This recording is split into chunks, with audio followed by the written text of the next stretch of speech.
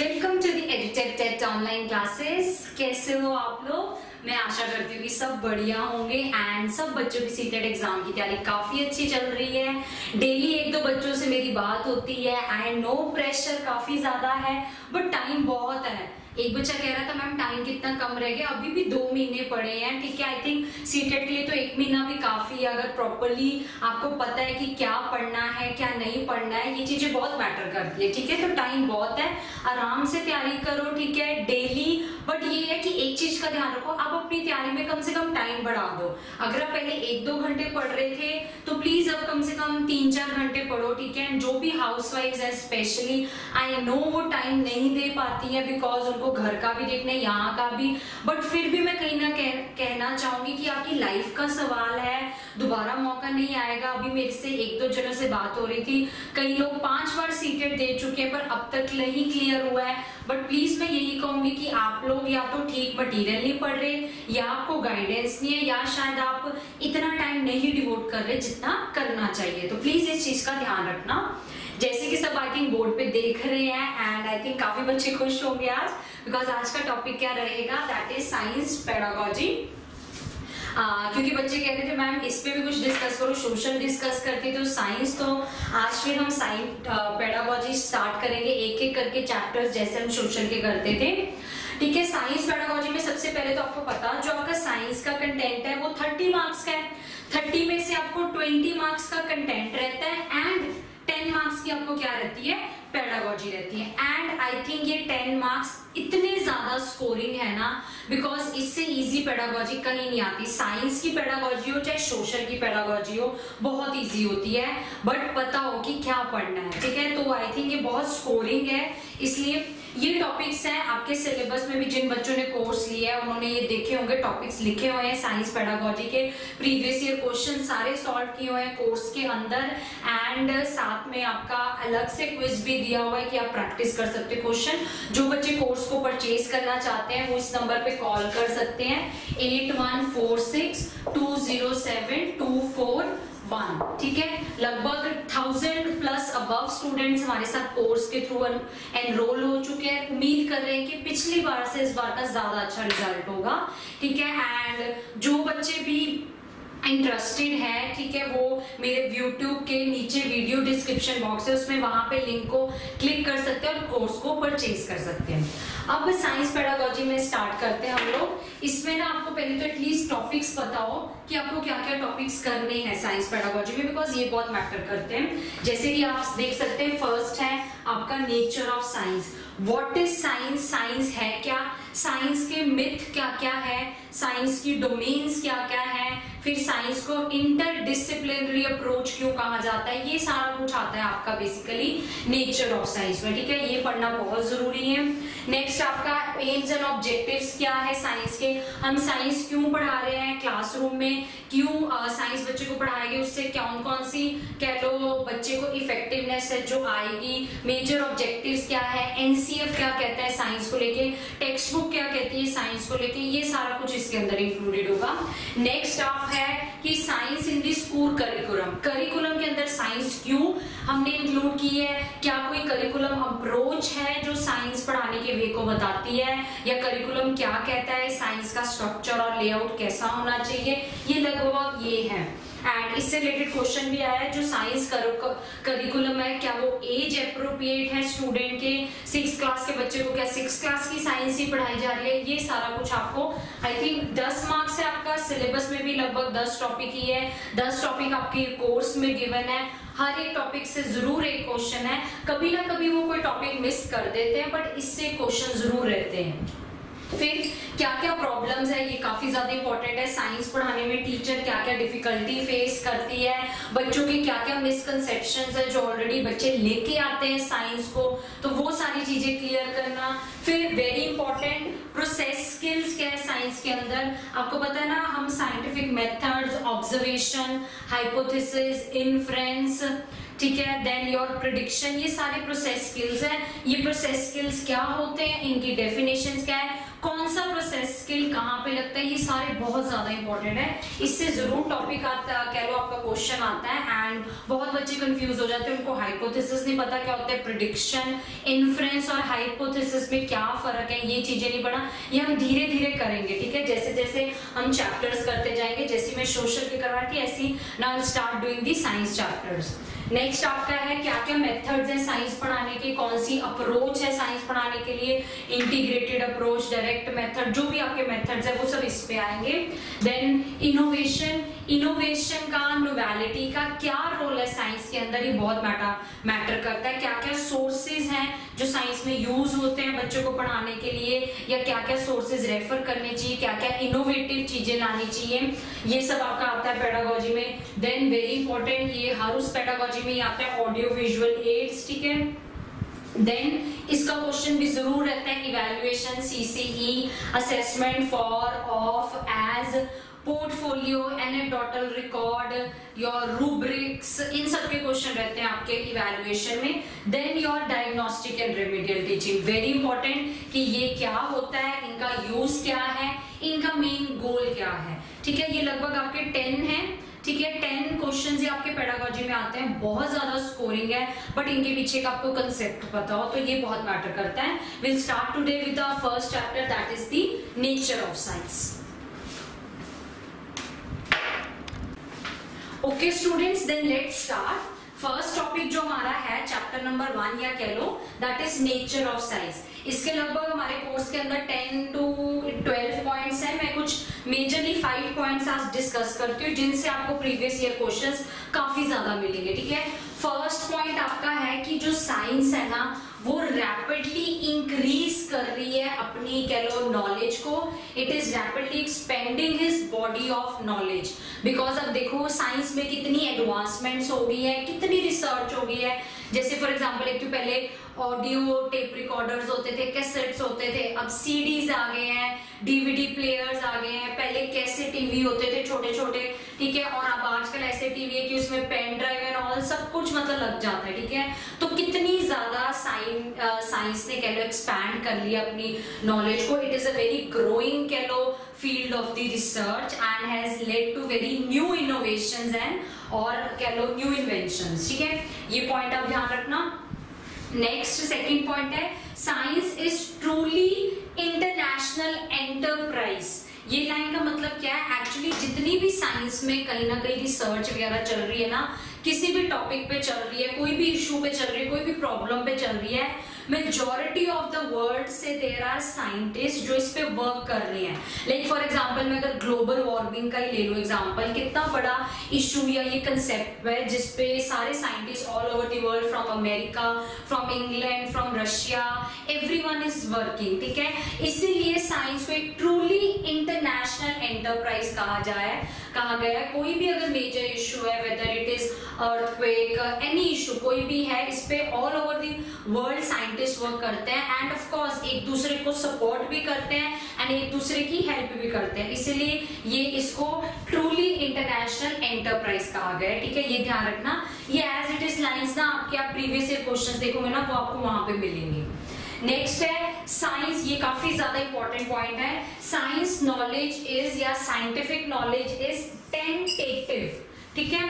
एक ना बच्चों को लेके या कह लो मिथ है कि जो साइंस है ना, जो हमारे scientific laws and other ideas है, दे आर एब्सोल्यूट, कि मतलब जो भी लॉज या थ्योरीज बन गए ना वो फिक्स्ड है, वो एब्सोल्यूट है, they can not be changed. हालांकि ऐसा ट्रू नहीं है, ठीक है, ये एक मिथ है, ठीक है, ये आया भी हुआ आपके प्रीवियस ईयर क्वेश्चन में, this is a myth.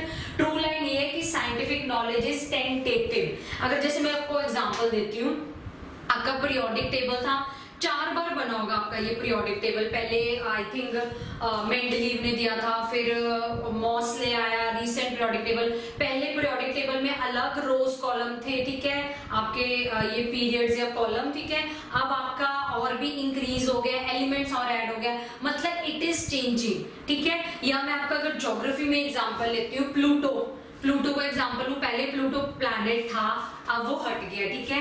Basically ये है कि जो जितना भी अपने साइंटिफिक लॉज थ्योरीज है, no doubt they are long lasting, या कह सकते हो कि हाँ ये काफी देर के लिए रहते हैं, लॉन्ग लास्टिंग है, but they can be changed, उन्हें चेंज किया जा सकता है, ठीक है, अकॉर्डिंग टू द साइंटिस्ट। उनको लगता है कि इनको मॉडिफाई किया जा सकता है, इनको ऐड, इनमें कुछ ऐड किया सकता है, तो दे कैन बी चेंज, ठीक है। तो आपने इस चीज का ध्यान रखना है, this is a myth that scientific laws and other ideas are absolute, ठीक है। आपने ध्यान रखना है साइंटिफिक नॉलेज इज टेंटेटिव, ये आपको प्रीवियस ईयर क्वेश्चंस में लाइन मिलेगी, तो ये आप ध्यान रखना है इस पॉइंट का। आगे चलते हैं next, this is also very important point, science is an approach of to investigation and as a process of constructing knowledge, creative process that is basically science कह लो ना, साइंस की जो स्टडी है ना, हम इसी तरह कहते हैं कि ये एक प्रैक्टिकल है। साइंस की ना डेफिनेशंस काफी सारे लोगों ने काफी सारी दी है,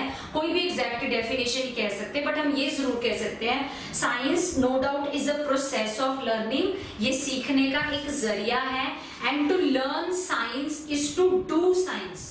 डू साइंस मतलब प्रैक्टिकल, जितनी साइंस करोगे ना, जितना खुद इन्वेस्टिगेट करोगे, जितना खुद एक्सप्लोर करोगे, इंक्वायर करोगे, ठीक है, तो जितना एक्सपेरिमेंट करोगे उतना ज्यादा आप साइंस को सीखोगे। आप जब प्रीवियस ईयर क्वेश्चन देखोगे ना, आपको ये ऐसे ऐसे वर्ड्स मिलेंगे, इन्वेस्टिगेट, इंक्वायर, एक्सप्लोर, ठीक है, creative, construction, because it is a process of constructing knowledge. जैसे कहते हैं साइंस में देखो आपकी थ्योरी भी होती है, आपके प्रैक्टिकल भी होता है। आई थिंक साइंस बहुत बच्चों को अच्छी भी नहीं लगती है, क्योंकि बहुत टफ लगती है, बायो, केमिस्ट्री, फिजिक्स, आपका काफी कुछ इसमें आ जाता है। बच्चा जब एक्सपेरिमेंट करता है या रियल लाइफ चीजों को एनकाउंटर करता है, समझता है, आई थिंक वो ही बेस्ट वे जिससे उसे समझ आता है। तो ये पॉइंट का बहुत ध्यान रखना है। ये आपका जब होएगा ना मेथड्स ऑफ टीचिंग, या क्या क्या टीचर को क्या क्या चीजें ध्यान रखनी चाहिए क्लास में पढ़ाते हैं वक्त, तो टीचर को हमेशा इन चीजों पे ध्यान रखना है कि बच्चों को इन्वेस्टिगेट कराए, कंस्ट्रक्ट करवाए, नॉलेज को एक्सप्लोर करवाए। देन आपका लास्ट पॉइंट इसमें है, ये भी आपका क्वेश्चन कम से कम 4 या 5 बार आ चुका है, science and technology are not same, ठीक है, but they do have a impact on each other. बच्चों को लगता है कि साइंस और टेक्नोलॉजी दोनों सेम चीजें हैं, ठीक है, बट आपने ध्यान रखना है these are not same but they do have a impact, दोनों का असर पड़ता है एक दूसरे पे, बट सेम नहीं है। साइंस बेसिकली है कि ये आपकी नॉलेज को डिस्कवर करता है, साइंस इज व्हाट, ये डिस्कवर करता है, नॉलेज खोज करता है।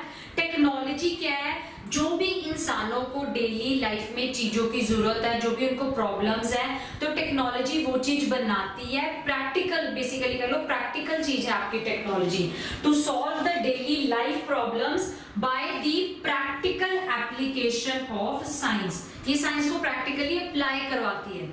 जैसे मैं एग्जांपल देती हूँ आपको, साइंस ने एक डिस्कवरी करी अबाउट बर्ड्स के विंग्स होते हैं, ठीक है, सपोज ये बर्ड्स के विंग्स हैं, बर्ड के विंग्स पे यहाँ पे आपका हाई प्रेशर होता है, बर्ड के विंग्स में ऊपर आपका लो प्रेशर है, फॉर एग्जाम्पल, ठीक है। तो साइंस ने डिस्कवर करा कि बर्ड्स, इसलिए why do birds fly, birds क्यों फ्लाई कर पाते हैं, बिकॉज क्योंकि जो हमारी एयर है वो मूव करती है फ्रॉम हमारी high pressure to low pressure, इसलिए जो आपके बर्ड्स हैं वो फ्लाई करते हैं, ठीक है। ये कंसेप्ट है, सपोज साइंस ने डिस्कवर किया है, एनसीईआरटी में गिवन है, why do birds fly, because जो हमारी एयर है it moves from high pressure to low pressure, इसलिए बर्ड्स फ्लाई। अब टेक्नोलॉजी ने क्या किया, टेक्नोलॉजी ने ये कंसेप्ट यूज किया, कहां पे यूज किया, एरोप्लेन में। एरोप्लेन के क्या बनाए, विंग्स बनाए, ठीक है, और इसी कंसेप्ट को, इसी डिफरेंस को कह लो हाई प्रेशर और लो प्रेशर के डिफरेंस को यूज किया और वहां पे एरोप्लेन में अप्लाई किया, और एरोप्लेन्स क्या करते हैं, देन दे आल्सो फ्लाई, ठीक है। तो इस तरह ये टेक्नोलॉजी है, साइंस डिस्कवर करता है, टेक्नोलॉजी इस चीजों को अप्लाई करता है, so they are not the same but they do have the impact on each other. अब हम इनके क्वेश्चन करते हैं जो प्रीवियस ईयर आए हुए हैं, एंड ये क्वेश्चन मैं छोड़ूंगी, आप बताना कि इसका आंसर क्या होगा। Okay students, now let's practice the questions, ठीक है। अब देखो आपके क्या क्वेश्चंस है, जो मैंने आपको पॉइंट्स बताए उनसे प्रीवियस ईयर आए हैं। फर्स्ट क्वेश्चन करते हैं, एक क्वेश्चन आप खुद करना। पहला क्वेश्चन है, which among the following describes the relation between science and technology? इन चारों में से हमें वो ऑप्शन बताना है जो बेस्ट डिस्क्राइब करता है relation between science and technology. First option है, technology is more creative process as compare to science. कि टेक्नोलॉजी ज्यादा क्रिएटिव है एज कंपेयर टू साइंस। ऐसा कहीं भी नेचर ऑफ साइंस में पहली बात तो लिखा नहीं हुआ है कि क्या ज्यादा क्रिएटिव है, कि साइंस ज्यादा क्रिएटिव या टेक्नोलॉजी क्रिएटिव। देखो मेरे अकॉर्डिंग तो क्रिएटिव दोनों है, साइंस भी डिस्कवर करती है नॉलेज तो वो भी क्रिएटिव हुआ, टेक्नोलॉजी भी अप्लाई करती है तो वो भी क्रिएटिव हुआ। तो हम ऐसे दोनों को नाप तोल नहीं सकते कि टेक्नोलॉजी ज्यादा क्रिएटिव है या साइंस ज्यादा क्रिएटिव है, तो ये ऑप्शन गलत हो जाएगा। ठीक है, सारे ऑप्शंस पढ़ते हैं। Science is broader and deeper and technology is goal directed. Science एक बहुत ही काफी ब्रॉड टर्म है और जो टेक्नोलॉजी है वो ज्यादातर गोल ओरिएंटेड है। ये मैं ऑप्शन समझाती हूँ अभी, ठीक है। वैसे आंसर इसका यही है, सेकंड वाला ही है, क्योंकि देखो जो साइंस है, जैसे मैंने आपको बताया था, साइंस डिस्कवर करती है नॉलेज को। नॉलेज आपकी क्या लिमिटेड होती है, नॉलेज आपकी होती है ब्रॉडर, एक्सपैंड नॉलेज, ठीक है, एक्सपैंडेड नॉलेज। तो साइंस आपका क्या है, एक ब्रॉडर वर्ड है, एक ब्रॉडर कह लो खोज है, एक तरह से एक्सपैंडेड खोज है। और टेक्नोलॉजी गोल ओरिएंटेड रहती है, राइट, बिकॉज टेक्नोलॉजी मैंने आपको क्या बताया था, एप्लीकेशन है, कि हमें पता है इस वाले कंसेप्ट को यहाँ अप्लाई करना है। तो technology is goal oriented, science आपका एक वास्ट कह लो एरिया है, ब्रॉड एंड डेवर। तो आंसर ऑफ कोर्स यही है। एक बार सारे पढ़ लेते, बाकी गलत होने चाहिए फिर। Science is ancient enterprise and technology is relatively recent. ये कहता है कि साइंस एशियंट मतलब पहले पुरानी होती थी साइंस, जो टेक्नोलॉजी है वो अभी आई है, वो रीसेंट है। ऐसा ट्रू नहीं है, ठीक है, साइंस अभी भी रीसेंट है, चाहे एशियंट है, साइंस इज सेम, ठीक है। और टेक्नोलॉजी पहले भी होती थी, ठीक है, कुछ ना कुछ चीजें पहले भी डिस्कवर होती थी, अब भी। तो ये भी गलत हो गया। लास्ट पढ़ते हैं, science and technology proceed independently and in isolation from each other, कि दोनों अकेले अकेले चलते हैं, एक दूसरे आपस में दोनों का कोई संबंध नहीं है, दोनों अलग लोग हैं। ये भी हमने पॉइंट पढ़ा ही था कि दोनों सेम नहीं है पर दोनों का एक दूसरे पे असर पड़ता है। तो ये भी पॉइंट गलत हो जाएगा, ये भी गलत हो जाएगा, ये भी गलत हो जाएगा। तो आपका आंसर रहेगा क्या, सिर्फ ओनली सेकेंड, ठीक है। ये आपने ध्यान रखना है, technology is goal oriented and ये साइंस इज अ ब्रॉड, ये एक वास्ट कह लो आपका कंसेप्ट है। सेकंड क्वेश्चन आप लोगों के लिए होमवर्क है, मुझे नीचे आंसर कमेंट बॉक्स में लिख के बताना। Which is the most appropriate reference to science and technology? अब इन चार ऑप्शंस में भी बताना है कि सबसे सही कौन सा रिलेशन है साइंस और टेक्नोलॉजी का। आपके प्रीवियस ईयर क्वेश्चंस ही थे दोनों, ये भी आपका आया हुआ है। फर्स्ट ऑप्शन है science follow scientific method and technology does not. Science follow करता है साइंटिफिक मेथड को, technology does not. Second option है science is more creative than technology. Third option है science is open ended and technology is goal oriented या goal directed. और fourth option है science was present in ancient times while technology was not. I hope इसका answer आपको पता लग ही जाएगा, ठीक है। तो this was basically nature of science. धीरे धीरे हम बाकी के चैप्टर्स भी करेंगे एंड जो बच्चे डिटेल में करना चाहते हैं सारे टॉपिक्स को, वो कोर्स को परचेज कर सकते हैं। हमारा एडुटैप का जो सीटेट कोर्स है वो नंबर 1 ऑनलाइन कोर्स बन चुका है फॉर सीटेट के लिए। Thanks to all of you and thank you. हमारे सब्सक्राइबर काफी बढ़ चुके हैं, ठीक है, and that is I think हम लोग 50 क्रॉस कर चुके हैं। आप लोगों की सपोर्ट के लिए, आप लोगों के फीडबैक के लिए बहुत बहुत शुक्रिया। एंड मैं उम्मीद करती हूँ बस इस बार का रिजल्ट हम पिछली बार के रिजल्ट से काफी ज्यादा अच्छा करके लाएंगे। एंड ये आपका जो आंसर है नीचे कमेंट बॉक्स में लिख के बताना है। कुछ बच्चे मुझसे पूछ रहे थे कि आंसर्स आप मैम कहाँ पे बताते हो, आपको रिप्लाई आंसर्स का आ जाता है कि आपका आंसर ठीक है नहीं। अगर आपका ठीक होता है आंसर तो उस पर लाइक भी आपका जरूर आ जाता है, ठीक है। So thank you, this is Sonia from the एडुटैप, all the very best.